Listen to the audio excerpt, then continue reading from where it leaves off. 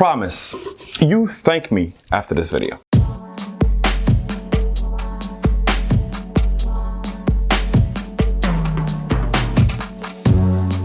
Welcome back. This is another episode of Johnny Says, and today I want to talk about the ENACFIRE G20 Bluetooth wireless earphones. If you look on the market, there are tons of Bluetooth earphones that are manufactured by a variety of companies that are trying to get you a dollar for the fraction of something like AirPods. And because of that competition, you get to save. And the good news is there are tons of earphones like this on the market that are dirt cheap but are really good. So I want to take this time to talk about these particular ones. We'll start off with design, talk about comfort and performance, and kind of jump into features and all of that other cool stuff. But let me just start off by saying there's nothing special about these in terms of looks. Sleek, have this black matte look to them. They have the nice ENACFIRE logo embossed on the base that actually controls or gives you access to your touch controls, which is great. I'll get back to that in a minute. But there's nothing really special about these earphones. They're just nice and sleek. There are some on the market, they're a little bit more stylish, depending on what you like. But I like these. They sit in your ear, they look great, and on top of that, they fit very well. Now you can always adjust the earbuds or the ear tips to go a little smaller or a little bigger to get you a more of an ergonomic fit.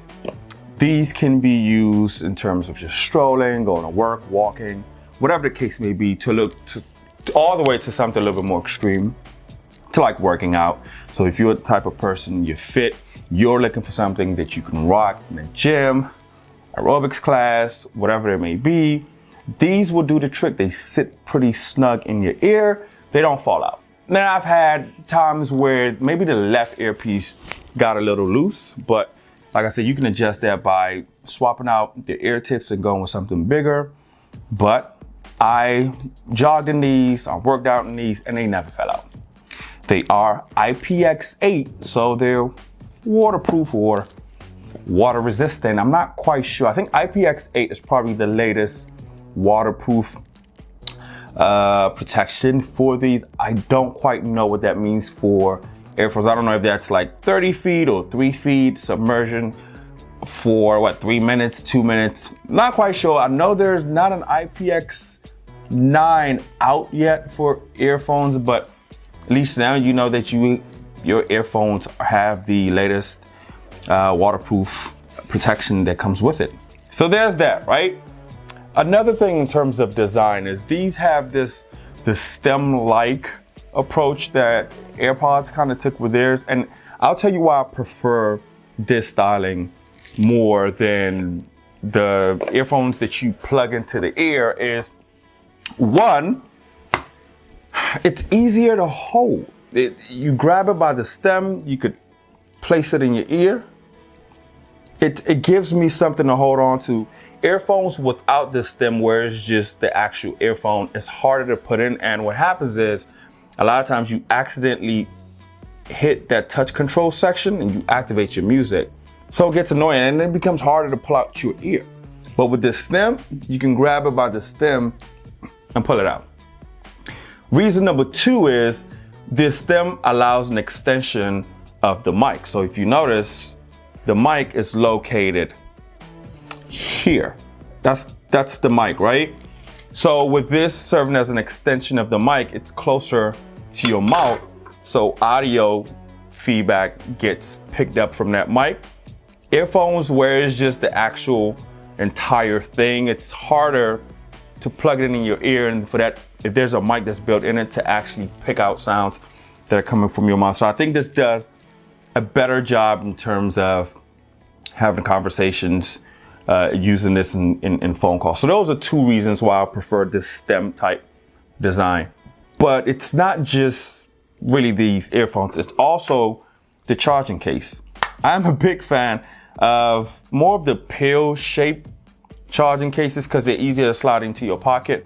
This has more of that clamshell design. Nothing wrong with that though. That's nitpicking a little bit, but it feels really nice. I don't quite know what this material is, but it feels really nice. I said that. Has the magnetic tip, so it closes very easy, like a lot of the charging cases for a lot of the earphones on the market. And then it has your indication lights. It's 4 indication lights to tell you the status of this charging cradle. So that's that in terms of design. It's elegant, it's sleek.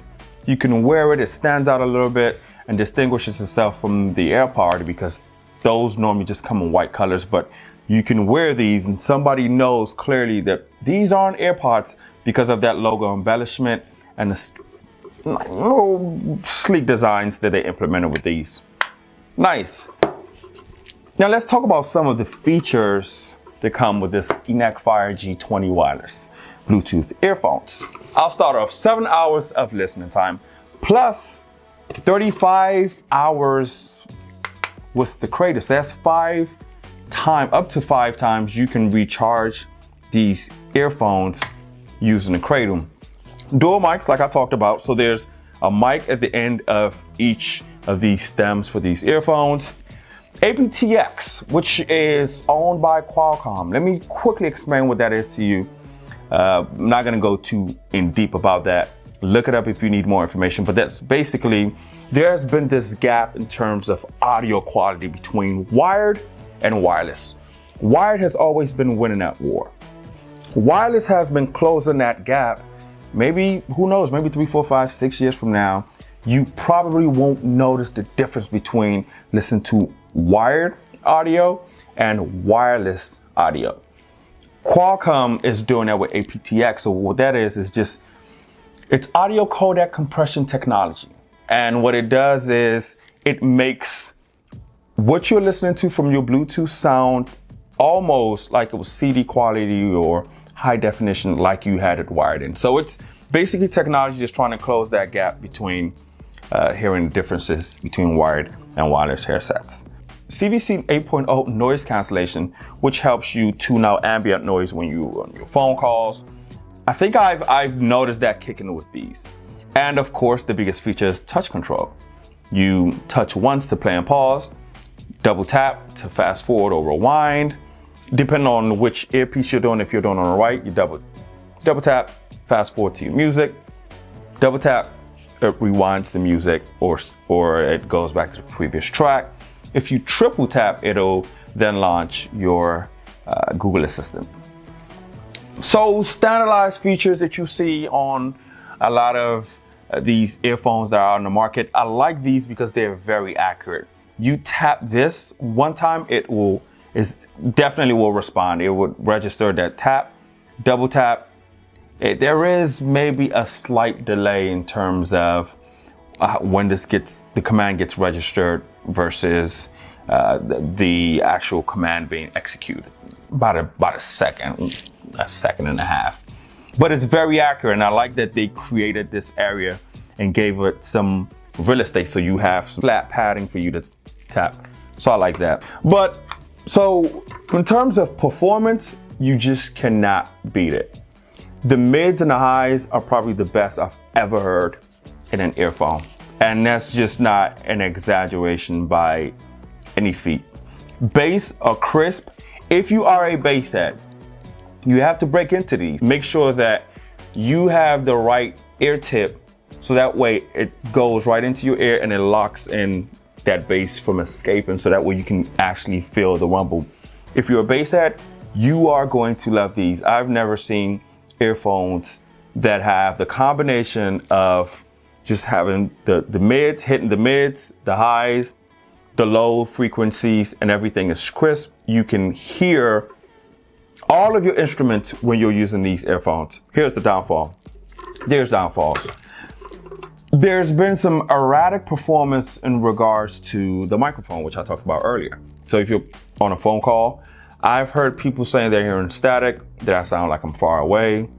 In defense to these though, in one of those occasions I was at the airport, so maybe there's some interference there.